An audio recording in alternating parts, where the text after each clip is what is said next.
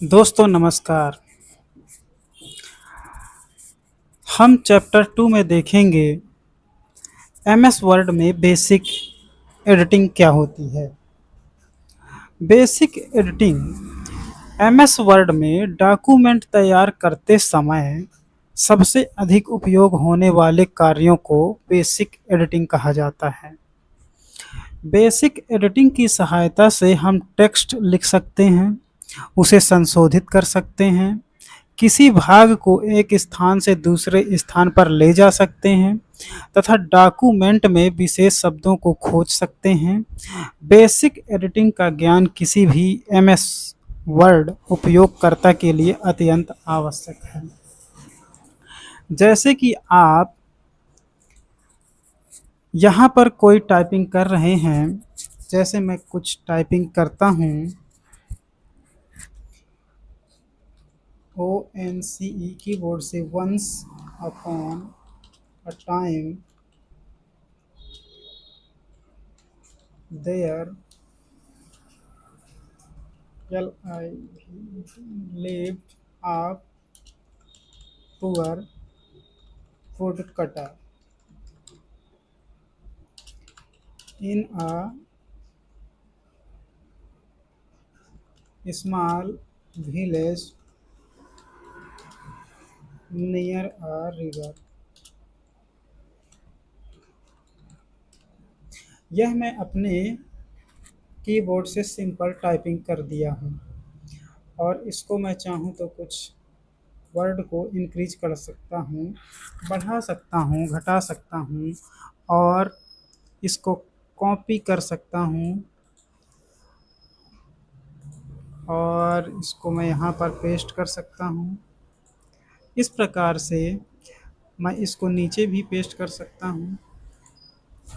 इस प्रकार से एक नॉर्मल जो कट कॉपी पेस्ट होता है, ये एक एमएस वर्ड को बेसिक एडिटिंग कहा जाता है और ये नॉलेज होना आवश्यक है। टेक्स्ट टाइपिंग एमएस वर्ड का मुख्य कार्य टेक्स्ट आधारित डॉक्यूमेंट तैयार करना है। किसी भी पत्र, आवेदन, रिपोर्ट, लेख, पुस्तक या नोट्स को बनाने के लिए सबसे पहले टेक्स्ट टाइपिंग की आवश्यकता होती है। जैसे कि मैं यहाँ पर एक स्टोरी है तो उसको मैं लिख रहा हूँ, यह एक टेक्स्ट टाइपिंग है। टेक्स्ट टाइपिंग का नियम क्या होते हैं? प्रत्येक शब्द के बीच केवल एक स्पेस होना चाहिए। जैसे मैं यहाँ पर लिखा हूँ lived a poor woodcutter in a small, तो इन सब के बीच में सिर्फ एक स्पेस का जगह है। जैसे मैं यहाँ पर डबल स्पेस की जगह दे दूँ तो यहाँ पर इसका फॉर्मेट चेंज हो जाएगा या अच्छा नहीं लगेगा। पैराग्राफ समाप्त होने पर एंटर की दबाएं। जैसे मैं इसको मेरी यहाँ पर एक पैराग्राफ या लाइन समाप्त होती है, अब मैं कुछ दूसरा लिखना चाहता हूँ तो जैसे मैं कीबोर्ड से इंटर प्रेस करूँगा तो मेरा यहाँ से दूसरी लाइन चालू हो जाएगी। इसको मैं कॉपी करके यहाँ से पेस्ट कर सकता हूँ और इसको मैं डिलीट कर देता हूँ। यहाँ से मैं एक दूसरी न्यू लाइन शुरू कर सकता हूँ। अनावश्यक स्पेस का उपयोग ना करें। जब हम भी कोई लेटर टाइप करते हैं तो उसमें जितना हमें स्पेस की आवश्यकता है उतनी ही स्पेस का यूज करना चाहिए। बड़े और छोटे अक्षरों के लिए शिफ्ट तथा कैप्स लॉक का उपयोग करें। टाइपिंग के दौरान स्पेलिंग एरर्स पर ध्यान दें। जैसे कि हम कोई भी चीज़ यहाँ पर टाइप करते हैं तो हमको स्पेलिंग सही टाइप करनी चाहिए। जिस स्थान पर टेक्स्ट लिखा जाता है वहाँ एक ब्लिंक करने वाली वर्टिकल लाइन दिखाई देती है जिसे कर्सर या इंसर्शन पॉइंट कहते हैं। जैसे मैं यहाँ पर एक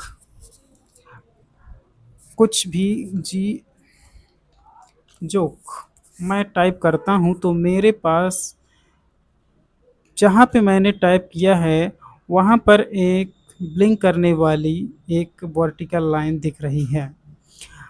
ये लाइन जहाँ पर होगी वहीं पर टाइप होगा।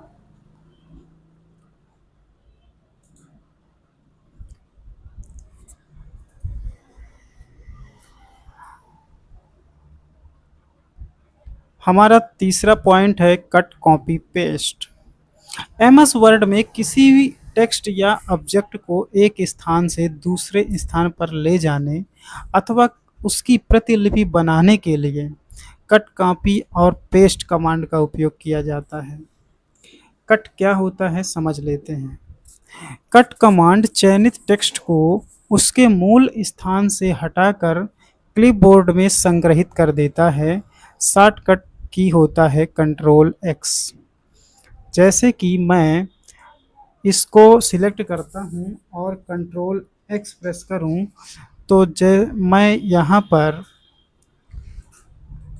अगर जो कंट्रोल वी करूँ या डायरेक्ट पेस्ट करूँ तो कंट्रोल एक्स क्या करता है कि वहाँ से टेक्स्ट को हटा देता है और कॉपी हो जाता है।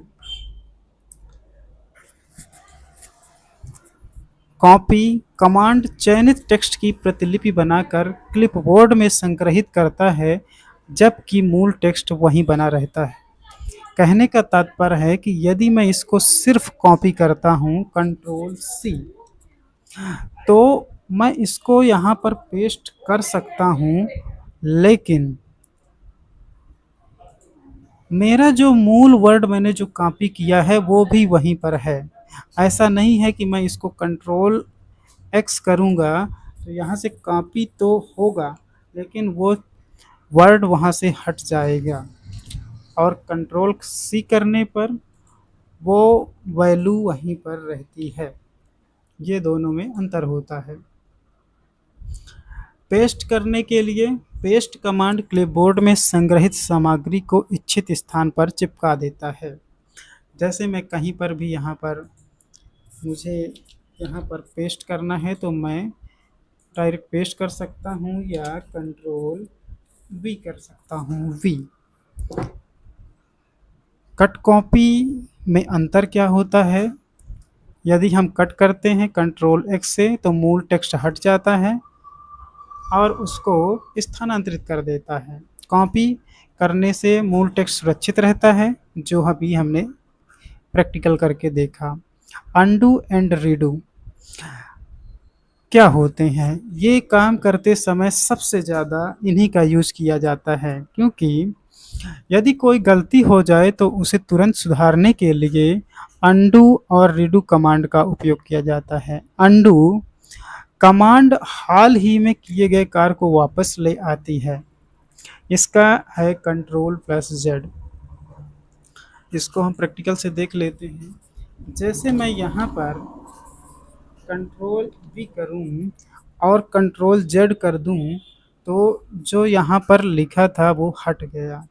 या कि मेरे इसमें क्विक टूल एक्सेस बार में अनडू और रीडू का ऑप्शन होता है।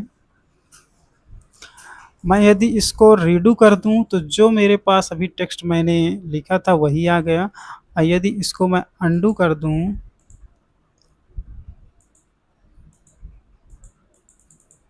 तो ये चीज़ वहाँ से हट जाती है और आ जाती है। इस प्रकार से अनडू और रीडू का उपयोग होता है। रीडू का कंट्रोल प्लस वाई शॉर्टकट होता है रीडू के लिए और अनडू के लिए होता है कंट्रोल प्लस जेड का उपयोग किया जाता है। फाइंड एंड रिप्लेस क्या होता है? एमएस वर्ड में मान लीजिए कि हमारे पास काफ़ी बड़ा पैराग्राफ है। जैसे मैं एक रैंडम कोई पैराग्राफ ले लेता हूँ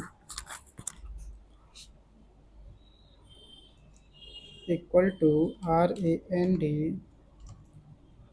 5, ये मेरे पास एक पैराग्राफ आ गया है। इस पैराग्राफ में मैं देखता हूँ कि वीडियो वर्ड लिखा हुआ है। तो फाइंड, अगर जो मैं ऑप्शन को क्लिक करूँ, फाइंड, होम टैब में सबसे कॉर्नर में होता है फाइंड। अब मैं जैसे फाइंड पे क्लिक करता हूँ तो यहाँ पर एक टूल बार ओपन हो जाता है। यहाँ पर मैं लिखता हूँ वीडियो, वीडियो वर्ड लिखता हूँ तो मेरे को यह हाई वीडियो वर्ड कितनी बार मेरे पैराग्राफ में, मेरे जो भी मेरे पेजेस में है, कितने टाइम्स है वो मुझे हाईलाइट कर देता है और इसका रिजल्ट मुझे बता रहा है कि ये 8 टाइम्स यानी 8 बार वीडियोस लिखा हुआ है। फाइंड ऑप्शन ये काम करता है। एंड रिप्लेस, उसी के नीचे एक रिप्लेस का ऑप्शन होता है। अब मैं वीडियो ऑप्शन की जगह कैमरा लिखना चाहता हूँ। मैं चाहता हूँ कि वीडियो जो भी वर्ड हैं उसकी जगह पे कैमरा लिख जाए और मैं रिप्लेस ऑल कर देता हूँ। ओके।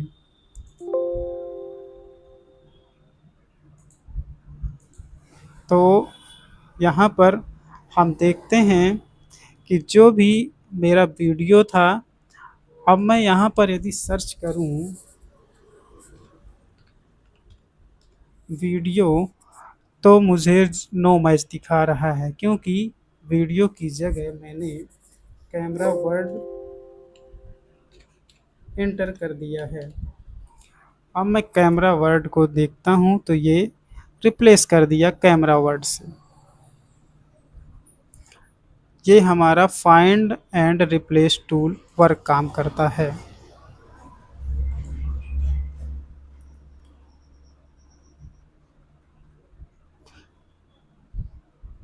जैसे कोई बड़ा डॉक्यूमेंट होता है, किसी विशेष शब्द वाक्य की जानकारी खोजने के लिए फाइंड तथा दूसरे शब्द से बदलने के लिए रिप्लेस कमांड का उपयोग किया जाता है।